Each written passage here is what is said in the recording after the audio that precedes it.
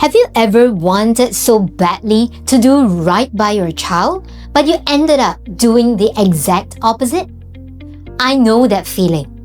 And I'll never forget the day my own child looked at me and said, "I'm very scared." That moment changed everything for me, as an educator and as a mom. It was my 7th year of teaching. By then, I should be quite good at what I was doing already. Pedagogies, designing engaging activities using different technologies, having the teaching syllabus at my fingertips. I was pretty confident in what I was doing. But that year, I was standing in a classroom at a primary school here in Singapore. The walls were covered in colorful posters. Posters on growth mindset, on different grammar rules and vocabulary words that students could use for their English writing. But the atmosphere was heavy. I was teaching a class with several children who had special learning needs and anger management challenges. Some days there was yelling, loud meltdowns, even furniture being pushed. I felt completely out of my depth. Senior teachers pulled me aside and said, "You need to stop smiling. Be fierce or they will walk all over you. You cannot be soft. You need to learn to thumb them down." I tried. I really did.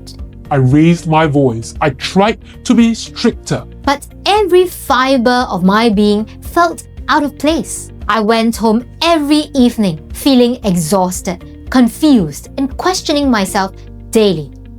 Am I really too soft to be a teacher? With also that stubborn spark of hope in me, I started having conversations with the students. One of them whispered, "My mommy hates me." Another said, "Daddy thinks I'm very naughty." In those moments, my heart broke.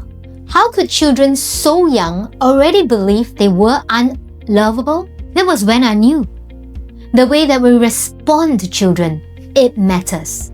Smiles matter. Empathy matters. Most important of all, connection matters. Now, this was the same year when I was a new mom to my firstborn. Becoming a mom was not easy for me. It took us a long time to conceive. So when my firstborn finally came along, I was determined to do everything right. I had this picture in my head of the perfect mother who never failed, who always taught her child the correct way. One evening, when my daughter was about 17 months old at the time, we were both in the kitchen. I had just come back from school, body exhausted, fatigued. Light was streaming in through the window. Dishes piled up by the sink. She toddled over and said she wanted to learn to wash the dishes with me. My heart melted. I thought, this was it. The moment she would learn something. I placed a plate in her tiny hands and showed her soap, rinse, and clean. But instead, she played. She plunged her tiny left hand right into the soapy water once, and then again and again. She plunged hard. Soapy water splashed everywhere, onto my face, into my hair, and into my eyes. She giggled at the bubbles and her masterpiece on the wall, basin, and on me. She was definitely fascinated and amused. And for me, I did not see her joy. All I saw was that she was not doing it the right way. My thoughts and my heart, they were racing. She needs to learn properly. I cannot let her fool around. So I snapped. I raised my voice and I glared at her with my eyes popping out. "You said you wanted to learn, so I'm here teaching you." She froze.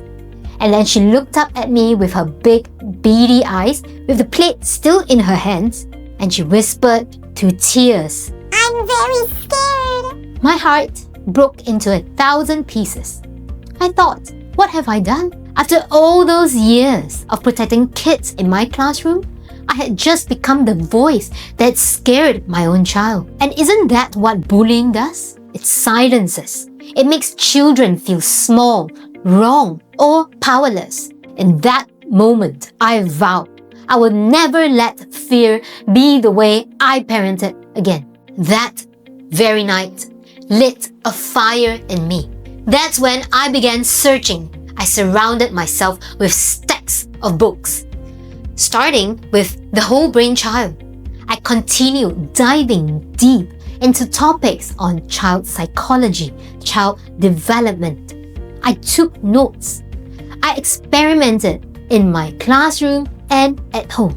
I began to see maybe it is possible to teach with empathy, with smiles, without yelling.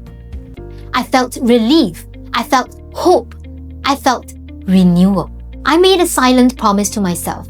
I will find a better way for my kids, for every child. Over the years, I've realized that if children can be silenced by the people who love them the most, how much easier it is for them to be silenced by bullies at school.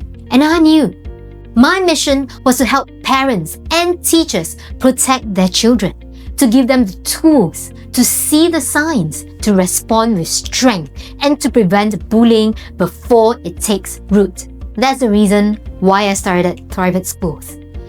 Not just as a program, not just as advice, but as a movement for parents and teachers who want to raise resilient, brave kids, not silent, compliant sufferers. Now, if this story resonates something in you, if you've ever wondered whether your child might be suffering in silence, I've created a free guide just for you. It's called 7 Subtle Signs Your Child is Being Bullied. Now, these are signs that most parents miss. Signs that I missed until I learned the hard way. I would like for you to click the link below. Download it today and let's take this first step together towards raising children who feel safe, who feel seen and strong. This is not just my story. This is our movement. We're parents who choose prevention over silence. We're teachers who choose connection over fear. Together, we can raise a generation free from bullying.